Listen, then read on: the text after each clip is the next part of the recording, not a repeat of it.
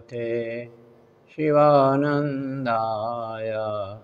ओम नमो भगवते चिदानंद। हरि ओम तत्सत।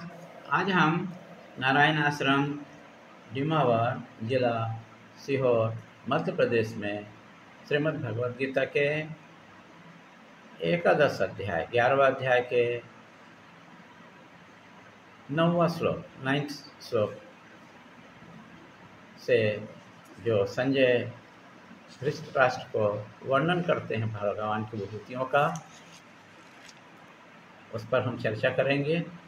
संजय 9 श्लोक से लेकर के 14वां श्लोक तक के भगवान की विभूतियों का वर्णन करेंगे। उसको हम आज संक्षिप्त में देखते हैं।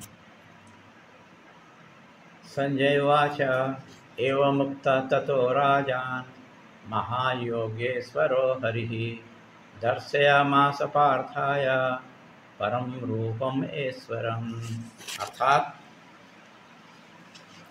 संजय बोले हे राजन।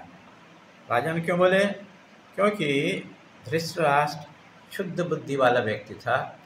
यदि वो राजनीति में कुशल होता तो पांडवों के दूत के रूप में, शांति दूत के रूप में गए श्री कृष्ण के द्वारा प्रस्तावित पांडवों के लिए 5 गांवों की मांग को स्वीकार कर परिवार को युद्ध से बचा लेते, लेकिन उन्होंने ऐसा नहीं किया। इस कारण से उसके लिए संजय ने महाराज के जगह में राजन शब्द का प्रयोग किए।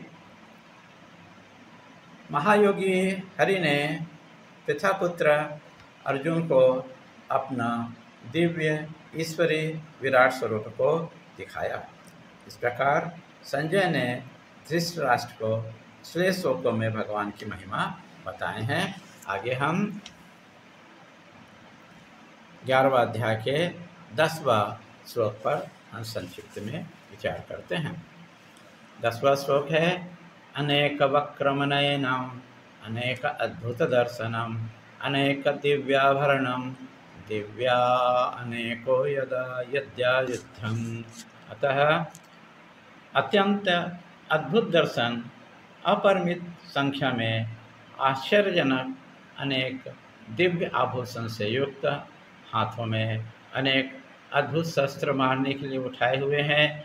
ऊपर नीचे दाएं बाएं चारों तरफ भगवान भयानक दृश्य प्रस्तुत किए हैं, प्रकाशपुंज बाण हैं और इस भगवान के स्वरूप ने अर्जुन को ऐसा स्वरूप दिखाए हैं। आगे हम 11वां श्लोक में आगे और वर्णन करते हैं। श्लोक है दिव्यामालाभ्यधरम दिव्यगंधानुलेपनम सर्वाश्चर्यमयं देवम मनंतम विश्वतम मुख्यो।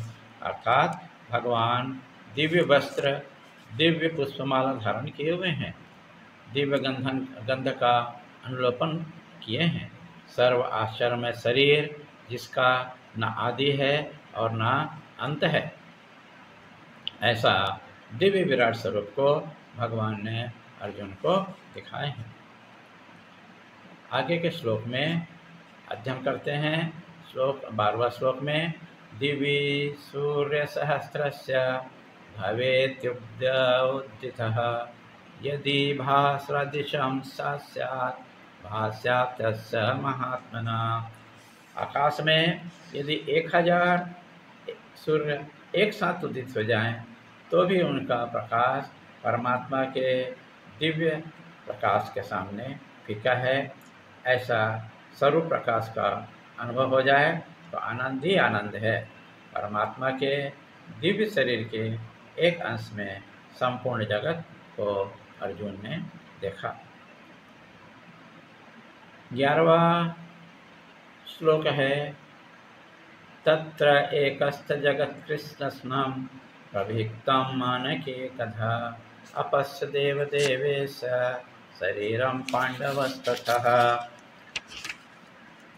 उस समय पांडुपुत्र अर्जुन ने कृष्ण के विराट स्वरूप में समस्त जगत को देखा। भगवान के ध्यान कैसे करें?